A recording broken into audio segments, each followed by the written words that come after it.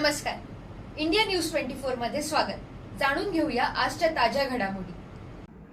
मध्य रेल्वेच्या नागपूर विभागाने 7 जून 2026 रोजी सेवाग्राम स्थानकावर अत्याधुनिक क्योसान डिस्ट्रीब्युटेड इलेक्ट्रॉनिक इंटरलॉकिंग यंत्रणा यशस्वीपणे कार्यान्वित करून एक मोठा टप्पा गाठला आहे. 3ऱ्या आणि 4थ्या लाईनच्या प्रकल्पांतर्गत या स्थानकाचे यार्ड रिमॉडेलिंग आणि सिग्नलिंग पायाभूत सुविधांचे आधुनिकीकरण करण्यात आले. यामुळे 26 वर्षे जुनी सिमेंस पॅनल इंटरलॉकिंग यंत्रणा बदलण्यात आली असून रेल्वे ऑपरेशन्सची सुरक्षा आणि कार्यक्षमता वाढणार आहे. या अंतर्गत विविध रेल्वे लाईन्सची लांबी वाढवण्यात आली आहे, ज्यामुळे आता अधिक लांब गाड्या हाताळणे सोपे होईल आणि प्रवासी तसेच माल वाहतुकीला मोठा वेग मिळेल. अशाच ताज्या घडामोडी जाणून घेण्यासाठी बघत रहा इंडिया न्यूज 24.